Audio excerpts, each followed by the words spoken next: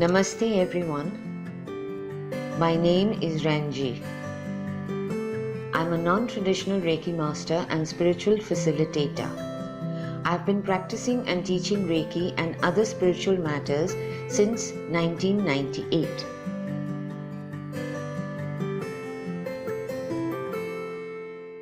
The soul and its fragments. When a person is asked, "Where is your soul?" more often than not, the answer is inside me.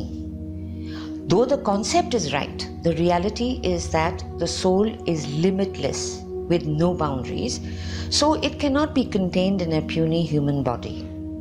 It's everywhere at all times, in the body, outside the body, in the ethereal world, in fact, everywhere. What is inside of each of us is the consciousness of the soul. That is what guides our actions, thoughts, and words, and the way we live our lives.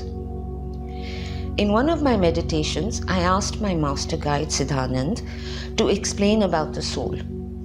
His explanation had me thinking and contemplating his answer for days to come. What I have said earlier about the soul was given to me by Siddhanand. He further explained that the soul exists on all dimensions and is fragmented.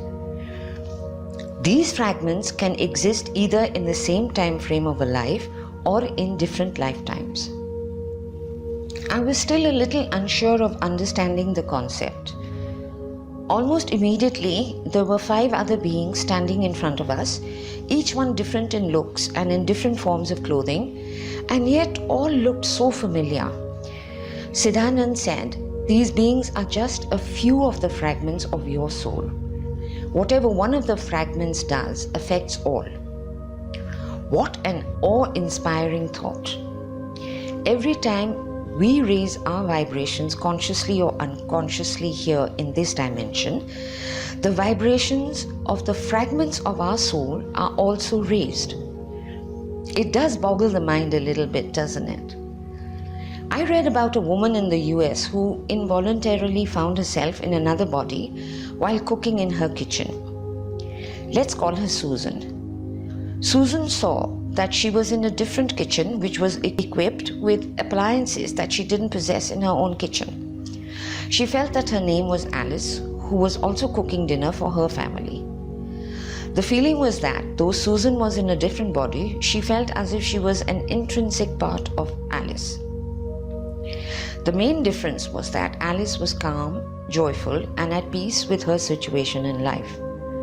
She did have the same problems that Susan was facing, but was responding to those problems in a very different way, with love rather than fear. Then just as suddenly she found herself back in her own kitchen. The experience had lasted a very short while. Susan had merged with a fragment of her soul for a few minutes, perhaps to learn something that pertained to the situations she was facing in this life. Alice existed in the same time frame as her, not in another lifetime or dimension.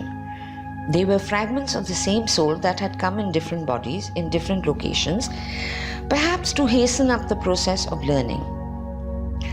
All this doesn't mean, of course, that you sit around wondering if what you're thinking and doing is affecting all the other fragments of your soul. I find it comforting to just know that I am not the only fragment of my soul learning these tough lessons that life is handing out. There are other pieces of me learning other lessons as well. In the end, when we all merge into the one, we shall have progressed way beyond what each fragment would have done individually. What a thought. I hope this has helped in understanding what your soul needs to do in this lifetime, so that when this lifetime is over and you move on to the next, you merge with the other fragments of your soul, and you've all learned different lessons which will help each fragment, or which will help the complete soul in its lessons. God bless you all. Thank you for listening. Love and light to all.